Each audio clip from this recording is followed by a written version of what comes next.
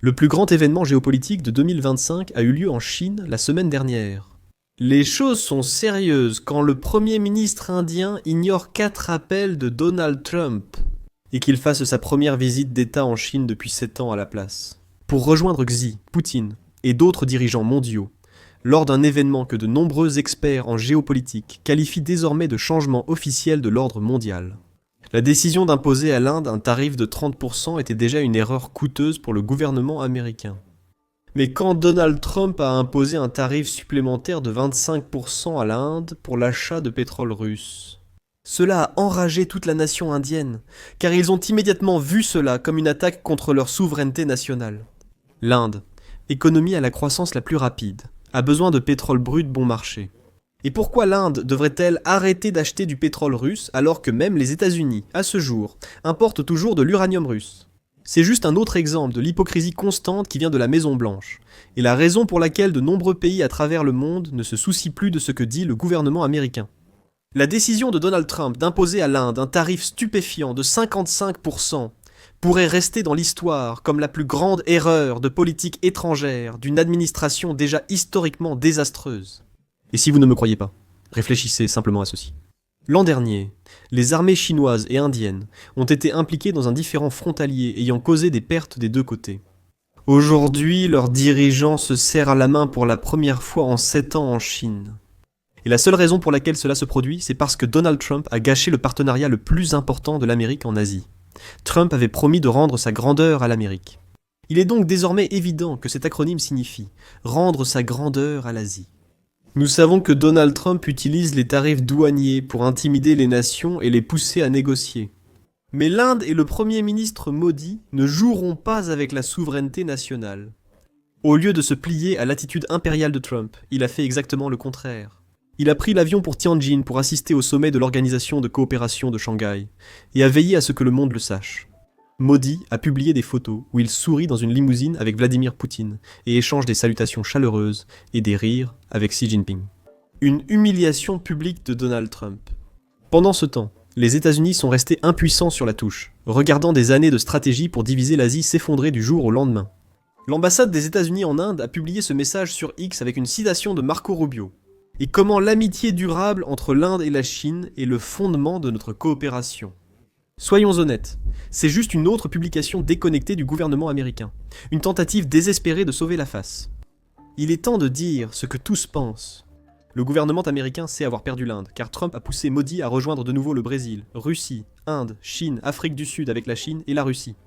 Aujourd'hui, nous évoquons l'humiliation de Trump par l'Inde sur la scène mondiale. La vision asiatique d'un ordre mondial post-américain, et le message fort de la Chine avec son défilé militaire historique. Cet épisode va être riche en action. Allons-y. Les historiens pourraient un jour attribuer l'effondrement de l'hégémonie américaine et l'avènement du monde multipolaire à cette erreur de Trump et au sommet de l'Organisation de coopération de Shanghai qui a suivi. À quel point cette erreur était monumentale. En tant que l'économie à la croissance la plus rapide au monde et la nation la plus peuplée, l'Inde occupait une place centrale dans la stratégie américaine en Asie.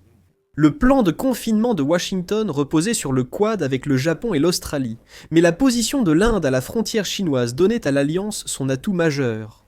Mais cette opportunité est passée. La vision américaine d'un alignement indo-pacifique s'est effondrée en temps réel.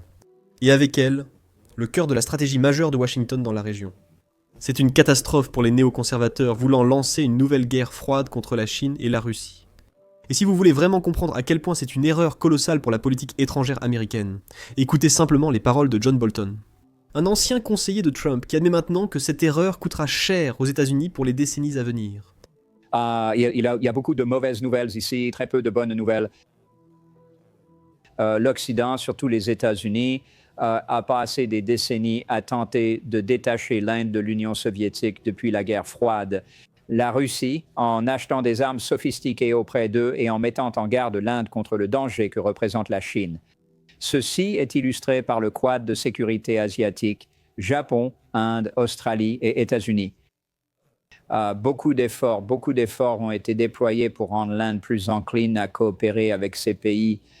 Donald Trump, ces dernières semaines, a essentiellement bouleversé cela et, pour diverses raisons, a maintenant renvoyé l'Inde vers la Russie pour se rapprocher de la Chine. et il réduit à néant des décennies d'efforts pour essayer de changer cet alignement. Et que je ne dis pas que cela ne peut pas être réparé, mais cela va demander beaucoup de travail et je ne vois pas cela commencer de sitôt. Maintenant, bien que John Bolton insiste sur le fait que cette relation peut encore être sauvée et que Washington peut reprendre ses activités comme d'habitude, la réalité est que cela est loin d'être garanti. L'Inde, autrefois considérée par ses détracteurs comme un obstacle au monde multipolaire, en raison de ses liens avec Washington et sa volonté de bloquer les initiatives majeures des Brésil, Russie, Inde, Chine, Afrique du Sud. Comme l'admission du Pakistan, elle a maintenant été acculée. Les tarifs de Trump l'ont forcé à agir. En choisissant les Brésil, Russie, Inde, Chine, Afrique du Sud plutôt que les États-Unis, l'Inde a privé Washington d'un allié clé en Asie. L'analyste géopolitique, c'est Glenn Deason, qui a été un invité régulier sur notre chaîne, l'explique très bien. Les États-Unis sont en colère parce que l'Inde a choisi la Chine et la Russie plutôt qu'eux. C'est faux. Les États-Unis posent un ultimatum à l'Inde, c'est nous ou eux, contrairement à la Chine et la Russie. L'Inde a opté pour l'indépendance et l'autonomie diplomatique. La conférence de la semaine dernière n'a pas seulement été transformative pour les relations entre l'Inde et la Chine, c'était un tournant pour l'Asie dans son ensemble. L'Organisation de coopération de Shanghai, a d'abord été créée comme bloc de sécurité pour aider les pays asiatiques à lutter contre le séparatisme, l'extrémisme et le terrorisme. Fait remarquable, elle a même réussi à amener des rivaux historiques, comme l'Inde et le Pakistan, à coopérer sous le même cadre. Mais ce qui était au départ une organisation de sécurité limitée a peu à peu élargi sa mission au fil des ans. Aujourd'hui, l'Organisation de coopération de Shanghai est devenue une plateforme couvrant presque tous les aspects du monde multipolaire émergent. Le sommet de cette année a été le plus ambitieux. Le président Xi Jinping a donné le ton dès le début, en affirmant que l'objectif de ce sommet était de préparer l'ordre mondial post-américain. Dans son discours d'ouverture, il a lancé un défi voilé aux États-Unis. Le monde entre dans une nouvelle phase de turbulence et à un carrefour. Les ombres de la mentalité de guerre froide et de l'intimidation persistent, tandis que de nouveaux défis s'accumulent. Le sommet visait notamment à promouvoir des efforts conjoints pour un cadre de gouvernance internationale plus équitable. Un cadre où tous les pays, peu importe leur taille, richesse ou population, sont traités également. La vision présentée proposait de transformer entièrement les institutions mondiales comme l'Organisation des Nations Unies, afin que chaque nation ait une voix égale dans la construction du futur ordre. Une des principales critiques vise les Nations Unies, où les États-Unis et leurs alliés occidentaux ont une influence mondiale très disproportionnée. Les 5 membres permanents du Conseil de sécurité sont les États-Unis, la France, le Royaume-Uni, la Russie et la Chine. Pourtant, l'ensemble du Sud global n'a pratiquement aucune représentation. L'Inde, pays le plus peuplé et 3e économie mondiale en parité de pouvoir d'achat, n'a pas de siège, tout comme d'autres grandes puissances régionales telles que le Brésil ou l'Indonésie. Pendant ce temps, des pays comme le Royaume-Uni et la France, dont l'influence mondiale a culminé il y a des décennies, gardent leur statut de membre permanent avec droit de veto. Ce droit de veto a souvent été abusé. Les États-Unis et leurs alliés l'ont utilisé pour protéger leurs intérêts, bloquant des mesures largement soutenues, comme la fin du blocus contre Cuba ou la condamnation d'Israël pour ses crimes continus à Gaza. Le système de gouvernance mondiale favorise les intérêts minoritaires de l'Occident au détriment de la majorité de l'humanité. Mais ce sommet n'a pas été que des mots. Les membres participants ont accepté une série d'engagements et de projets concrets qui vont remodeler l'Eurasie à partir d'aujourd'hui. Une annonce majeure concerne le vaste projet de gazoduc force de la Sibérie, 2 reliant la Russie à la Chine via la Mongolie, s'appuyant sur Force de la Sibérie 1. C'est un pilier énergétique crucial pour la Chine, un fort soutien à l'économie russe et un axe de coopération avec la Mongolie, membre de l'Organisation de coopération de Shanghai. Cela crée une situation gagnant-gagnant-gagnant pour toute la région. Les images ne pourraient pas être plus frappantes. Un double gazoduc fournissant du gaz russe bon marché reflète la situation dont l'Europe profitait avec Nord Stream 1 et 2, jusqu'à ce que les États-Unis les sabotent lors du conflit en Ukraine. Au lieu de prendre leurs propres décisions ou négocier avec la Chine et la Russie, les dirigeants européens ont tout fait pour satisfaire le gouvernement américain, qui a détruit leur énergie bon marché et leurs économies. Honnêtement, l'incompétence des politiciens européens et leur vassalisation à Washington est tout simplement stupéfiante. Aucune discussion sur le monde multipolaire n'est complète sans évoquer la dédollarisation. Lors de ce sommet, Les États membres ont réaffirmé leur engagement à développer le commerce en monnaie locale. Le véritable tournant a été l'annonce de la Banque de développement de l'Organisation de coopération de Shanghai.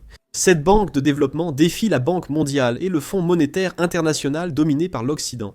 La banque financera des projets innovants, du numérique à l'écologie, redonnant le pouvoir de développement au Sud global. C'est une étape clé du plan du bloc pour créer un système de paiement indépendant de Washington. 2 jours après, le sommet de l'Organisation de coopération de Shanghai, la Chine a organisé un grand défilé militaire pour les 80 ans de sa victoire contre l'agression japonaise durant la Seconde Guerre mondiale. Le sommet de l'Organisation de coopération de Shanghai a mis en avant la vision de développement pacifique de la Chine, mais le défilé a rappelé la puissance militaire qui l'appuie. Le message était clair. La Chine accepte la coopération, mais si vous la provoquez, son armée saura vous faire face. Sans surprise, les médias occidentaux ont qualifié cela d'agression, mais cette version ne résiste pas à une analyse simple. Le défilé a montré que l'armée chinoise est défensive et sert de dissuasion, pas de conquête étrangère. Le défilé avait également 2 objectifs majeurs. D'abord, la Chine ne tolérera plus jamais d'être dévastée comme lors de la Seconde Guerre mondiale. Ensuite, un avertissement clair à Washington. Ce n'est pas une guerre à mener. Les inquiétudes alarmistes étaient simplement une projection occidentale. Des dirigeants du Sud global ont afflué, mettant en avant l'influence diplomatique grandissante de la Chine et sa représentation de la majorité mondiale. Au total, 26 dirigeants de 26 pays différents étaient présents. Parmi eux figuraient des acteurs clés hors Occident, dont les premiers ministres d'Indonésie, d'Iran, de Malaisie, du Pakistan, de Biélorussie et d'autres pays marginalisés, tous solidaires de la Chine. En revanche, l'Europe était quasiment absente. Seuls 2 dirigeants européens, le premier ministre slovaque Robert Fico et le président serbe Aleksandar Vučić, ont fait le déplacement à Pékin. Leur petit nombre montre combien la politique étrangère indépendante est rare en Europe. Au-delà de ces 2 nations balkaniques, il n'y a qu'une poignée de personnalités occidentales prêtes à défier le récit dominant. D'anciens premiers ministres australiens, néo-zélandais et l'ex-premier ministre japonais Yukio Hatoyama étaient présents. L'un des rares hommes politiques japonais à avoir pleinement reconnu et présenté des excuses pour l'agression du Japon durant la guerre. À ce jour, le Japon n'a jamais présenté d'excuses officielles pour son rôle pendant la Seconde Guerre mondiale. La position de Hakayama est une rareté et une véritable exception dans la politique de son pays. Mais aucun invité ne s'est autant démarqué que Kim Jong-un et Vladimir Poutine, aux côtés de Xi Jinping sur le tapis rouge. L'image était claire. 3 grandes cibles de la politique étrangère de Washington, côte à côte, unies. Ce geste a envoyé un message direct à la Maison-Blanche, visiblement mal reçu. Donald Trump s'est exprimé sur Truth Social avec un message incroyablement amer, essayant de ramener tout ce moment à la place de l'Amérique dans le conflit. La participation de l'Amérique à la Seconde Guerre mondiale était admirable et enfin du bon côté de l'histoire. Mais n'oublions pas que c'est la Chine qui a été envahie, et que c'est la Chine qui a sacrifié la somme stupéfiante de 20 millions de personnes. Placer les États-Unis au centre de l'histoire de la Chine est insultant et relève d'une totale mauvaise foi. Comme si ce manque de sincérité ne suffisait pas, Donald Trump a conclu « Veuillez transmettre mes salutations à Vladimir Poutine et Kim Jong-un pendant que vous complotez contre les États-Unis. » Franchement, quel pays voudrait coopérer avec lui ? Quel message cela envoie-t-il à Vladimir Poutine sur la sincérité des pourparlers de paix en Ukraine, alors que Donald Trump l'a rencontré en Alaska il y a quelques semaines ? Pourquoi Narendra Modi s'intéresserait-il encore à ce chaos ? Pourquoi Xi Jinping donnerait-il des terres rares à quelqu'un qui envoie des messages amers et menaçants sur les réseaux sociaux ? Hormis les navires américains en Europe, Donald Trump a totalement perdu sa crédibilité. Il y a quelques mois, les États-Unis se sont discrédités mondialement, avec un défilé militaire peu impressionnant, mettant en avant du matériel obsolète et une faible affluence. Contraste frappant avec ce qui a été montré à Pékin cette semaine. Toute cette situation est un désordre causé par Donald Trump. Nous continuerons de surveiller Pékin, l'Organisation de coopération de Shanghai, les Brésil, Russie, Inde, Chine, Afrique du Sud et tout ce qui concerne ce nouveau monde multipolaire. Mais il reste une question. Et c'est quelque chose que de nombreux experts en géopolitique se demandent maintenant. Quelle est la puissance de l'armée chinoise et peut-elle rivaliser avec d'autres armées puissantes dans le monde ? Fait intéressant. Ce sera précisément le sujet de notre prochain épisode, où nous plongerons en profondeur dans l'armée chinoise. Nous vous montrerons exactement ce qui a été présenté à Pékin, et nous vous donnerons les faits simples, ainsi que la vérité que les médias occidentaux ne rapporteront pas fidèlement. Restez à l'écoute pour l'épisode la semaine prochaine sur la chaîne, et merci d'avoir regardé jusqu'ici. Comme toujours, j'apprécie énormément votre soutien incroyable, et j'ai hâte de vous retrouver tous très bientôt dans notre prochaine vidéo.